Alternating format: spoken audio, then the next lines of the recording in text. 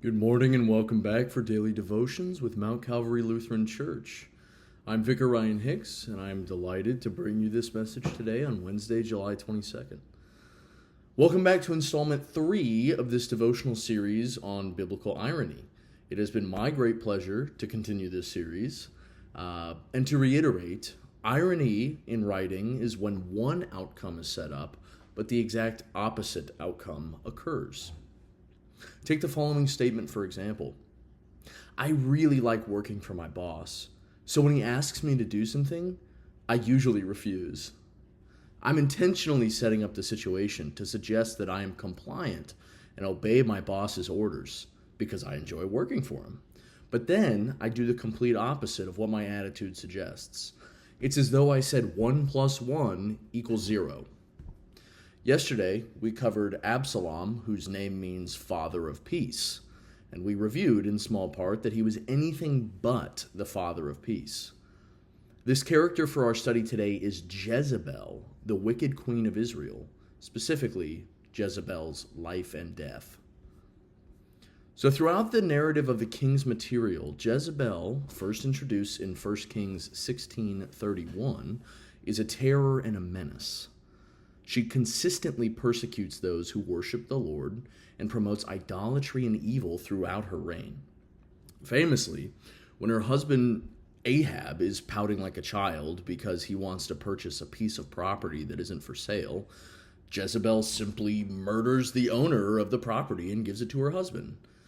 She accuses the guy of heresy, and he ends up getting stoned to death. It's horrible. It's evil.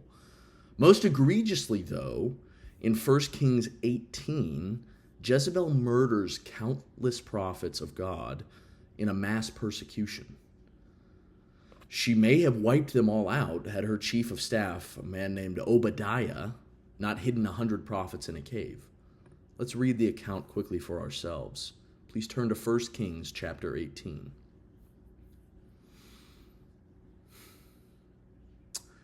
Verse 1.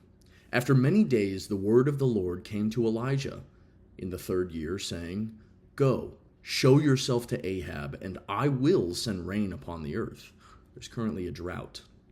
So Elijah went to show himself to Ahab. Now the famine was severe in Samaria, and Ahab called Obadiah, who was over the household.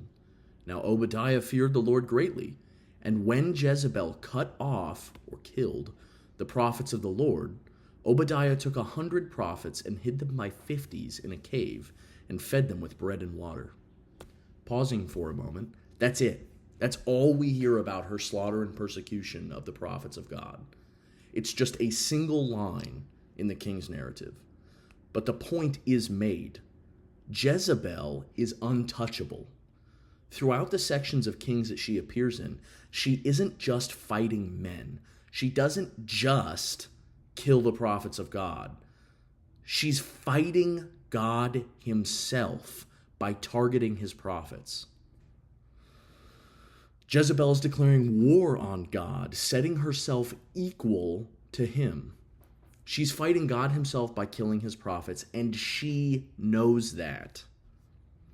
Because Jezebel is set above men in this way, because she's given such massive feats of command and organization, like systematically persecuting the prophets of God, we expect that her death or her eventual defeat is going to be glorious. We expect that God is going to throw a bolt of lightning down from heaven, and maybe even that she's going to answer with some terrible hidden power of her own. But let's read the actual account of her defeat. Please turn to 2 Kings chapter 9, verse 30. Starting with verse 30. When Jehu came to Jezreel, Jezebel heard of it. Jehu is currently usurping the throne. And she painted her eyes and adorned her head and looked out of the window. And as Jehu entered the gate, she said, Is it peace, you Zimri, murder of your master? And he lifted up his face to the window and said, Who is on my side? Who? 2 or 3 eunuchs looked out at him. He said, Throw her down. So they threw her down. And some of her blood splattered on the wall and on the horses, and they trampled her. Then he went in and ate and drank. And he said, "See now to this cursed woman and bury her, for she is a king's daughter."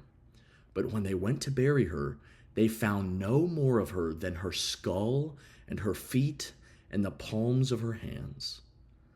When they came back and told him, he said, "This is the word of the Lord, which he spoke by his servant Elijah the Tishbite. In the territory of Jezreel the dogs shall eat the flesh of Jezebel, and the corpse of Jezebel shall be as dung on the face of the field in the territory of Jezreel, so that no one can say, 'This is Jezebel.'" Pausing there, Jezebel is being set up as this glorious goddess among mortals, killing who she pleases whenever she pleases. We expect her to have an equally glorious fall, something dignified, graceful, and powerful.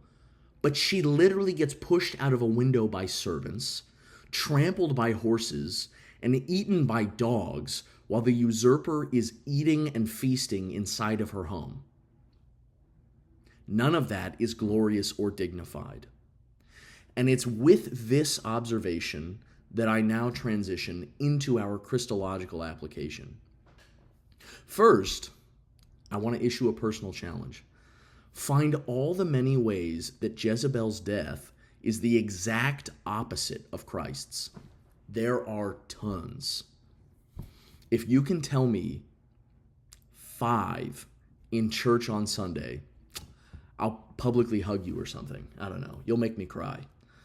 Now, getting back to the topic at hand, Christ's death on the cross, his public humiliation, his beatings, all of this gives him the exact same ironic humiliation as Jezebel. Only Christ's humiliation is even greater than Jezebel's. Servants don't just push Christ out of a window.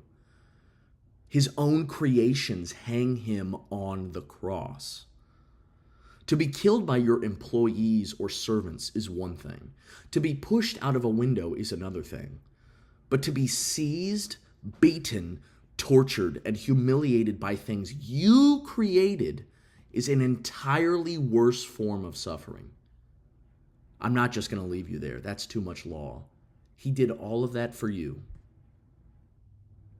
He endured a humiliation and suffering that was worse than Jezebel's for our sake. And really quick, before I let you go, I do want to offer a little bit of an apology for the darker subject material for today's devotional. But please tune back in tomorrow, Thursday, July 23rd. Yes, that's right. And we'll be discussing something a little bit lighter, the prophet Eli. Thank you very much. Have a blessed Wednesday.